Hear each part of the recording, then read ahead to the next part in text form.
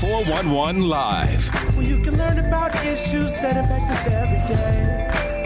State of world, 411 Live. Real people, real talk. Made to help people in our community in every way. For your girl, 411 Live. Hello, I'm Beverly Taylor, and this is the 411 Live. Real people, real talk. I have a treat for you. 3 remarkable Black female former Milwaukee TV news anchors. I'm so excited to have them. They're going to grace us and, talk about their journey, their experiences, their insight. These women have been on our screen for decades, and they have shown their talent and their professionalism. So it is such an honor for me to have them as my guests, and I've been looking forward to this. So let me just introduce you to them. Vivian King, joining me, Joanne Williams, Toya Washington. Welcome, ladies. Thank you. It is so good to have you here to just chat about things. So I should mention that I am also a former anchor. I was in the Milwaukee market for 21 years, left in 2019. Vivian, how long were you, how long were you in and when did you get out? It sounds like prison. Sometimes it felt like that. Yes. I got here in 1995, and then I worked at TMJ4 till 2005. Okay. And so 10 and a half years, July of 2005. And so at first I was the education reporter, but then I got promoted to doing morning show. Well, actually the morning show where I really was trying for the job, and then I didn't get the job. So I was like filling in for like 6 months, and then they hired somebody else. But anyway, I still stayed. And then I ended up doing a weekend morning show. So I did that. And then I also did the midday show as well towards the end. So it was fun. Yeah. Joanne, we were at the same station. That's right. We were at the same. We were both at Fox 6.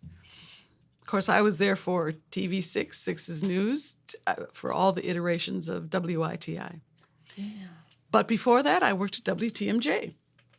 And I started in 1971. Okay. So I've been in television until I retired in 2008 for more than 40 years. Wow. And when I retired, I did something else. And then I went to work for Milwaukee PBS and hosted Black Nouveau for about 8 years and some.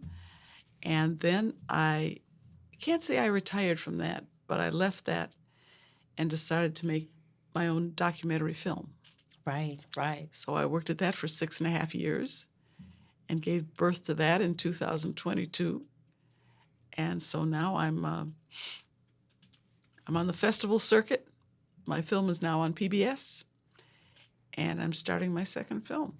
So tell us the name of the film. The name of the film on PBS, On PBS. is The Exchange, Kakana and King 50 Years Later. Okay. But the whole title is The Exchange in White America, Kakana and King 50 Years Later. That's great. And people can look at our past podcasts because you've been on here on the 411 Live talking about it when you were in the process of developing it and afterwards. So Yes. it's done really well. So I want to go back to you, Vivian, since she went and she gave us the full scope. Right. You wrote an award-winning book. I did. And I was at Channel 4 for 10 and a half years, but I did work in television before that in Alexandria, Louisiana, Tyler, Texas, Battle Creek, Michigan, before I came to Milwaukee.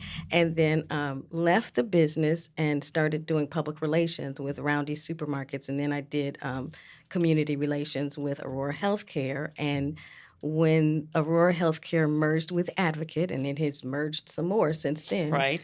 I left and wrote a book because during that time, in the first 4 months of my time at Aurora, I collapsed and had a stroke. And I ended up writing that book because when I didn't have high blood pressure, history of stroke in my family, I was relatively active, and what doctors said was that birth control pills over the age of 40 is what caused the blood clot in my brain. It bled out over the part that manages your speech, and ironically, I could not talk for 3.5 weeks. Wow. And so my book is when the words suddenly stopped finding my voice again after a massive stroke. So when people meet me today, they're surprised that I had a stroke. So Yeah, absolutely. it's like, thank you, God, for that. Amen. Amen to that. And Toya, you're new to the ranks. I am. I'm the most recent exiled.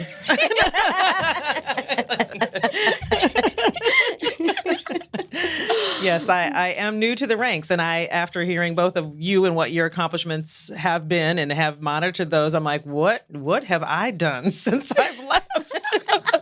And then I have to remind myself it has only been a year and a couple months. Yeah. So I moved here in 2002, was on the air at the ABC affiliate here at WISN for 20 years. Prior to that, I was in Madison at the CBS affiliate there for 7 years. And yeah, it was really, as you all know, making that type of a market jump 20 years ago was very unusual. It didn't happen. And so it was a combination of being blessed with good timing, good luck, and good preparation. So so 20 years on the air here and wrapped that up, hung up the IFB in December of 2022, and here's where we are. Yeah, because I was watching and I caught the newscast in the middle, and it was like a mention, and she's gone. It's like, wow, that surprised me. I didn't see it coming. I saw it coming. I saw it coming in the summer of 2020. It was a contentious and unpleasant contract negotiation that led with some ultimatums that basically we met somewhere where I thought was somewhat adequate with the increase in pay. And then it was basically I was told I was at my ceiling, and that was that. If I wanted to come back full time, that's a different story. But with two, tween teenage girls, the demands in the evening are different. Right. And I did not want to miss anything. So I knew basically in 2020 that I was going to be fulfilling my last contract. And I would say most people in Newsroom, other than the closest of my coworkers / friends, didn't know until about 3 months out. Oh, wow. But, and, keep in mind, it was also, Kent Wayne Scott, who had been on the air there for decades. He was retiring. And I'm like, I'm not taking his shine. Like, he's been here for, and the way things came to a close, I didn't think anyone needed any fanfare. That's not why I was not going to do that. So that's exactly how I needed to exit and wanted to exit. That's good. That's good. On your own On your terms. terms. Yeah, exactly. Took the words right out of my mouth. Okay, ladies, let's just kind of go back from the beginning. And I should mention, too, that Milwaukee is my third market. So when you were talking about going to Madison and you jumped, back then, that was a big deal. Now it seems like people come off the school bus and then they, Yes. And they're here. Right. But, back then, Milwaukee was like your third market because that was, you were climbing. It was my third market. I started in a little market in Jackson, Tennessee, which is close to where I grew up. Then I went to Huntsville, Alabama. Then I came here. So in total, it was 21 at Fox 6, but in total, it's like 30 years in this business. But I want to find out from you guys, what made you want to pursue TV news? Do you remember? Absolutely. Because when I grew up in St. Louis, Missouri, my dad was a high school principal at the time. And I was in advanced classes, and so everybody in my class wanted to be an engineer. And so I wanted to be a civil engineer and build bridges. And so, I went to the University of Missouri when I was a sophomore in one summer program and spent 2 weeks there. And it was great. So I'm like, yes, I'm going to be an engineer. I come back and my senior year, there was a chance to go to the University of Missouri for a field trip. And so I went and I said, well, I've seen the engineering school. And there was this woman who happens to be a friend of mine now who was talking about journalism. And I said, oh, I like to write. So I went to the journalism school, and Mizzou has the oldest journalism school in the country. And I was just captivated. And so I said, that sounds like fun. I came back to St. Louis. The Greater St. Louis Association of Black Journalists had this urban journalism workshop. Now they're NABJ St. Louis. And I went through that 7 Saturdays, consecutive Saturdays. And I was just captivated by the broadcasters and Susan Kidd, Bonita Cornute in St. Louis. And I wanted to be a journalist. And that's in specifically in television. And that's how that happened. Oh, wow. What about you, Joanne? I fell into it accidentally. I was going to Northwestern University. I was in the School of Speech. I thought I was going to be a theater major. And so I started taking the courses that I was supposed to take, and I realized I'm not very good, and I'm not going to make much money in theater. She said, I'm not very good. I'm not very good. I looked around at all the other opportunities there were in the School of Speech, and of the other divisions, there was radio, television, and film. So I said, I'm going to try that. And I said, hey, this is fun. I can do this. And so that's how I got into it. I also didn't have to take math if I was in radio. So I did that, and then I never went to journalism school. I learned it on the job. Oh, wow. And I started, I'm a Milwaukee native, so I started in this market Oh, wow. at WTMJ. But I started as a film editor and a writer. Okay. And then one day the news director said, have you ever thought about going on the air? And I said, no. And he said, well, we're going to try you. Wow. So he put me on the air with a reporter named Pete Wilson. And I said, how do I do this? And he said, oh, just be yourself. So that's what I did. That's how I got started. At that time, how many Black women were on the anchor desk? Her. None. None. Just me. Wow. That's why they said they're going to try it. That's right. Exactly. And we're glad they did. Absolutely. We're glad they did. Yeah. Oh, my gosh. Okay, how about you? I knew what I wanted to do when I was a sophomore in high school. Did you? I thought for sure I was going to be a teacher. That's what I went to a small private school in Minneapolis, and they do what's called May program, which a lot of colleges do, like J-term, where you can go like do different classes or go travel abroad or whatever. Well, our high school did this, but it was during the last 3 weeks of the school year, and you had an opportunity to travel. My family did not have the money to send me to Rome or wherever else people were going. You could do alternate classes, like things that they didn't normally offer at the high school for those 3 or 4 weeks. And I was like, well, why would I sit in a classroom when I could be out doing something else? My freshman year, I was a teacher's aide. And by day 3, I was like, I can't do this. I love kids, but I was like, I can't do this. And then I was, panicked. I mean, and think about it. You're 14, 15 years old. Like, why was I panicked? I don't know. But my dad the next year said, maybe you should try following Tony Saffold, who worked at WCCO, the CBS affiliate in Minneapolis. He's like, you love to talk, you love to write, you're always in somebody else's business. So you kind of reek of journalism. Love you, Dad. Yep. Yeah. So, and I was in love with it from day one. Oh, wow. And then I knew from that point on that that's what I wanted to do. And I had, great aspirations to go to Syracuse, to go to Newhouse. And I got into Syracuse, but didn't get into Newhouse. And no one bothered to tell me then, like most people don't get into Newhouse your freshman year, you have to apply. So I was like, I'm not going to go all the way to colder than Minneapolis in New York and Syracuse and freeze for a year and then roll the dice as to whether or not again. And so I'm like, okay, I'll do a year at Madison and then work things out after that point. And then I just ended up staying. So, and then got into the journalism school there and then got an internship at WISC in Madison. And then one day the news director was just like, before you go to like Wausau and La Crosse and all these other smaller markets, what do you think about having a job here? And I was like, that's great. I appreciate it, but I've this is back when Kinko's, like I was spending hours at Kinko's between making copies of the resume.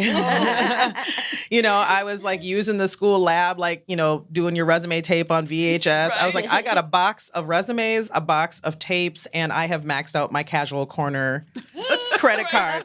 If that doesn't date us, I don't know what does. But I maxed out the credit card. I was like, I got cute new suits. I'm like, I got to go do this. And let me tell you, when I walked into some of those other stations, I was like, please take me. I was like, I can't move to a smaller city than Madison. I just can't. And so they did. And then now I'm back with the company, so it's kind of full circle. That's great.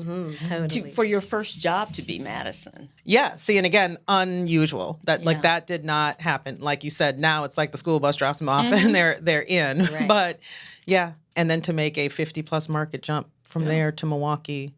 That's huge. Yeah, that is. It was crazy. 'Cause my first market was market 163. Mine was 182. So, you know. And then I jumped to 114.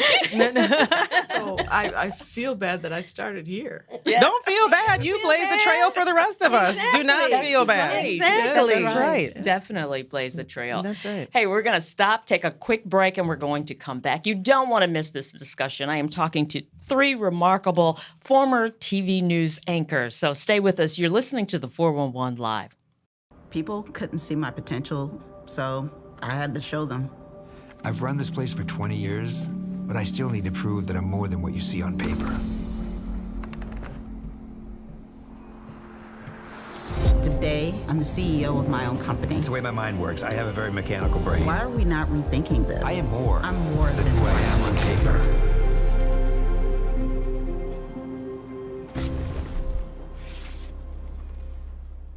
Welcome back to the 411 Live. I am talking with 3 remarkable ladies, as I always say, and that is Vivian King, Joanne Williams, Toya Washington, former TV news anchors in the Milwaukee market. And we were talking about how we got into the business, but I want to talk, once you're in, what did you experience, especially as Black women, challenges that you experience? What pops in your head right away when I say that? The fact that I'm Black. Yeah. and I was very petite. My voice is higher than, a lot of people. And I just remember one time I filled in with the midday show before I started doing it. I filled in with Bill Taylor. And for people who may not know, African-American male anchor. And it was great because I was like, I get to anchor with Bill. And afterwards, one of my friends who was a receptionist at the time said they got calls saying, why are there 2 Black people anchoring the news? Wow. And I was just like, really? So, it was, that's one that sticks out. There have been others, kind of similar vein, but. And what year was that? Just out of curiosity. That was probably, so I got here in 95. That was probably around 2000. Maybe. Come on. Yeah. Yeah. You don't seem surprised. I'm sorry, I don't mean to be. No, go ahead. I'm asking questions. You don't seem to be surprised by that. I knew that I was hired as a twofer because I was hired in 1971, shortly after things had changed in society. There was civil unrest, and there were people saying we don't have any Black people on the air. So, and I was Black and a woman. I was Black and a woman. Yeah. So I knew why I was hired. It was harder for me to deal with the men in the newsroom than it was being Black. Because I had to, this was before men really accepted women in the newsroom. So I had to deal with all that. It was an interesting time. Yeah. And, the other question that pops in my head from what you're saying, how you dealt with, have you ever been with a co-anchor where you were like oil and water? Look at that face. I know. I'm trying. I was really very had lucky. Good, I had really, really cool co-anchors. I really did. Yeah. All my co-anchors were good. No, I didn't not get along with any of them. That's good. No. That's good. What about things like appearance, makeup, clothing? how you pronounce something. You know.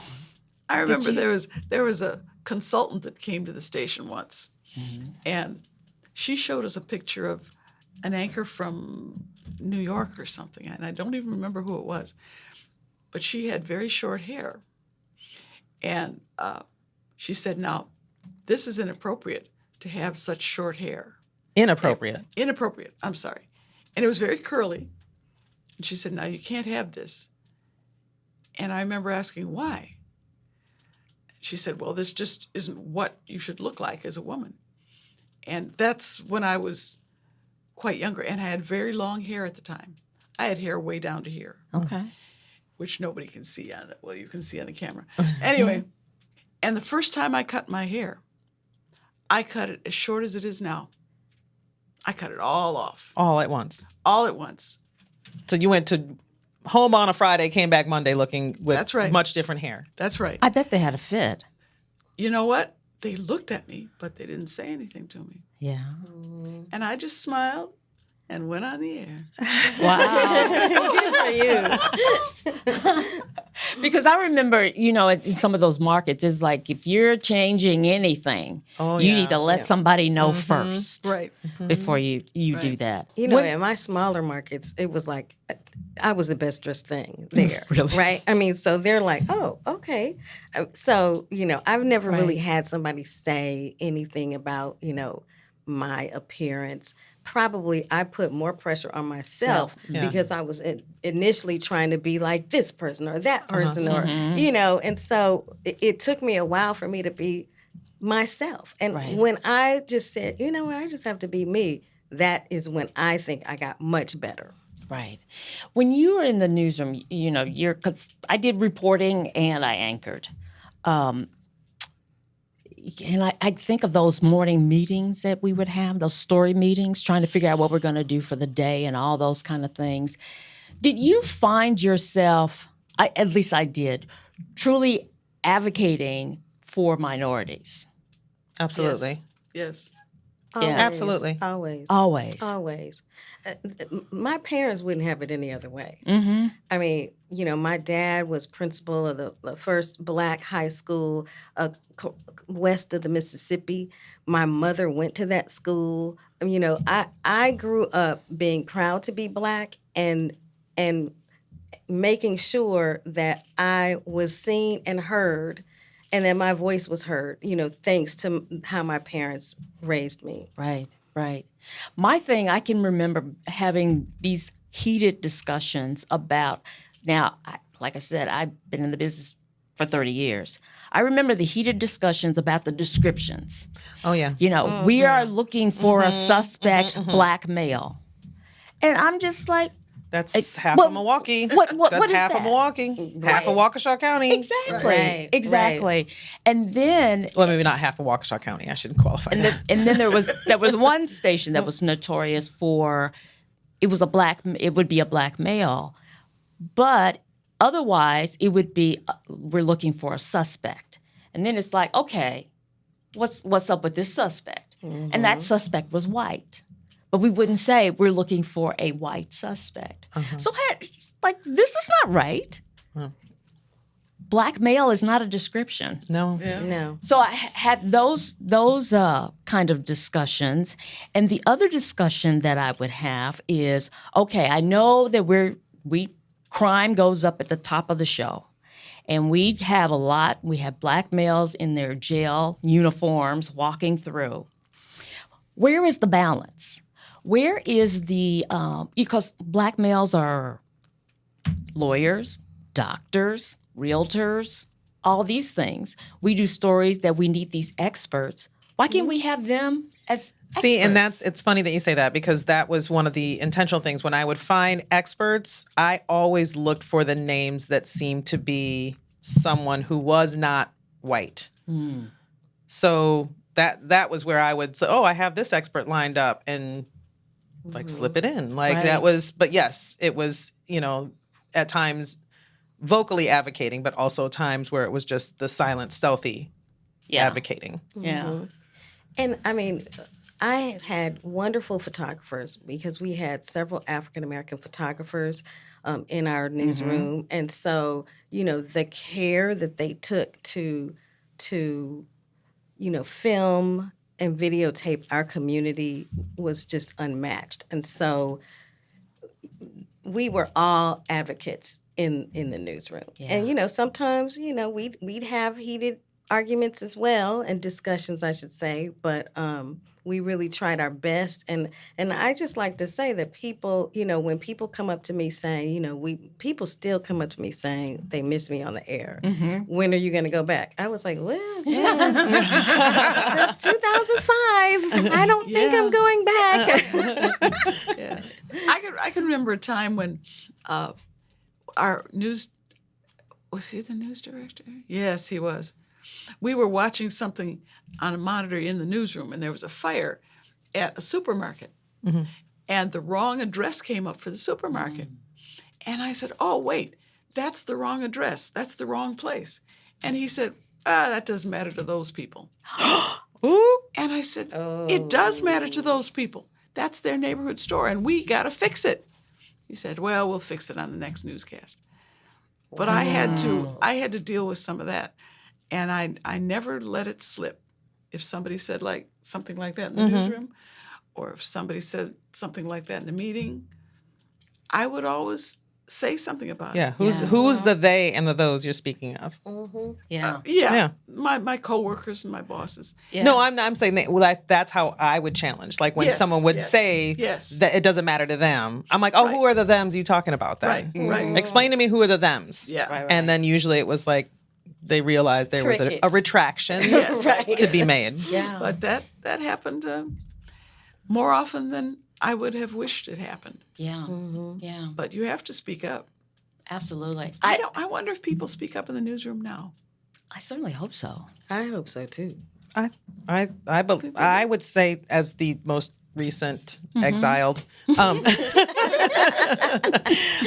would say there are advocates. For sure. And there are people who speak up and speak out. And there are people who don't share the same colors that we are, that do so as well, which is impressive to me. And a lot of the younger journalists who are more globally aware, I will just say, are ones that there have been plenty of times, because I think for many reasons, just raised in a different era where they've recognized the importance of inclusion and diversity in a newsroom. Also because, quite frankly, I have a few former coworkers where they knew, I'm exhausted. Yeah. I'm exhausted that I have to be the one. Yeah. Derrick Rose, exhausted that he has to be the one. Kristen Pierce, exhausted, like someone else. So I would say, yes. Is it every newsroom? Probably not. But I would say there was definitely urgency in making sure that, hey, we need to re-examine how that video is shot, or examine who we're getting as an expert, or examine why do we keep going to the same zip code for these stories. Right. And I remember being a reporter and being out, and sometimes the person who looks the most disheveled or unput together, I should say, they're jumping in front of the microphone, right? And, if it was a Black person, I would just be like, okay, let's pull out, let's fix the hair over here, or this is a little out of place. I just wanted to help them, to let them, before they did that, because I know that there are so many others would put somebody on there who just looked horrible, and nobody's listening to what they're saying. They're looking at what they look like. Yeah. You know what I mean? So that was one of the things that I had. And then you do the MOS, man on the street, and I would always tell my photographer, okay, let's look, diversity. Let's have different voices here. It's just so important. The newsrooms are not diverse. Those things, they're overlooked. They're overlooked. And it's not consciously. Right. It's not intentional, I don't think. It's just Yeah. I mean, you're feeding the beasts. So it's MOS. Like, let's just find, look, those are the first 5 people that were willing to stop and talk to me. Let's I keep it got moving. 5 minutes to get a story together. and Yep. so let me- That's right. Just grab this person right here. There is that. There is that. Ladies, that's 30 minutes. So that is the reason why you sit tight. We're going to do a part 2. Because there are a lot of other things I want to talk to you about. You know, like the mental health, the emotional things that you go through, some of these tragic stories that we would cover, just a lot of other topics. So thank you for being here. Vivian King, Joanne Williams, Toya Washington, sticking with me and going into part 2. And thank you for joining us for another episode. We are a nonprofit organization, so if you'd like to help, go to our website, the411live.org. Until next time, I'm Beverly Taylor. This is the 411 Live. Real people, real talk. If you would like to check out past episodes, there are many ways. Go to your favorite podcast platform. Follow us on Twitter and Instagram. Like and watch us on Facebook. Watch and subscribe to our YouTube channel. And if you have suggestions for future episodes, go to our website, the411live.org.